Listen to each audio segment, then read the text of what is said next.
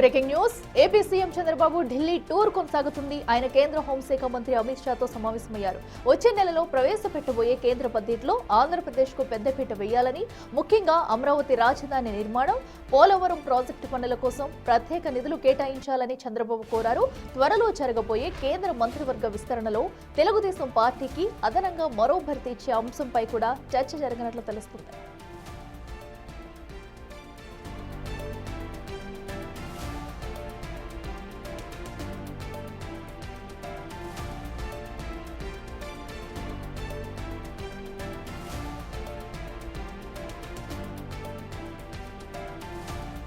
AP CM Chandrababu Delhi tour కొనసాగుతుంది. ఆయన కేంద్ర హోంశాఖ మంత్రి అమిత్ షాతో సమావేశమయ్యారు. వచ్చే నెలలో ప్రవేశపెట్టబోయే కేంద్ర బడ్జెట్లో ఆంధ్రప్రదేశ్కు పెద్దపీట వేయాలని, ముఖ్యంగా అమరావతి రాజధాని నిర్మాణం, పోలవరం ప్రాజెక్టు పనుల కోసం ప్రత్యేక నిధులు కేటాయించాలని చంద్రబాబు కోరారు.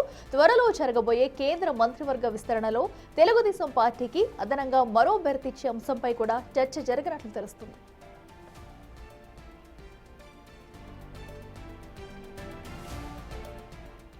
ఇటుక మరింత సమాచారం మా ప్రతినిధి శివ అందిస్తారు. శివ, చెప్పండి, ఢిల్లీ పర్యటనలో భాగంగా ఏదైతే ప్రత్యేకంగా కూడా ఆ నిధులు కేటాయించాలంటూ కూడా చంద్రబాబు కోరినట్టు తెలుస్తుంది. ప్రధానంగా ఏ అంశాలపై ఇంకా చర్చించారు?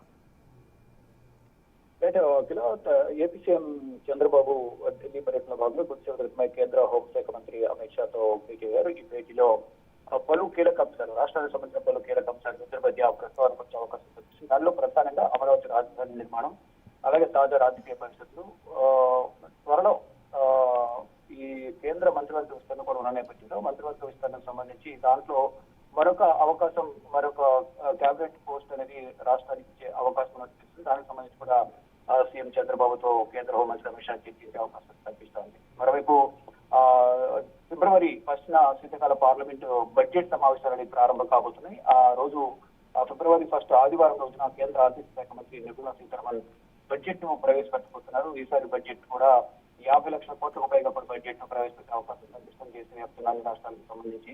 ఈ నేపథ్యంలోనే ఈ రాష్ట్రానికి సంబంధించి అధికంగా కేటాయింపులు ఉండేలా కూడా చొరవ తీసుకోవాలి అనే ఒక అంశానికి సంబంధించి కూడా కేంద్ర హోంమంత్రికి వివరించే అవకాశం అయితే కనిపిస్తుంది. దానితో పాటు గతంలో ఇచ్చిన హామీలు, విభజన సభలో ఇచ్చిన హామీలు కానీ, అప్పటి నుంచి పెండింగ్ ఉన్న బకాయిలు కానీ, నిధులు, ప్రాజెక్టులు ఎక్కడైతే ఆగిపోయే ఆ ప్రాజెక్టులకు సంబంధించి కానీ వీటిపై ప్రధానంగా ఇద్దరి మధ్య చర్చకొచ్చే అవకాశం అయితే కనిపిస్తోంది.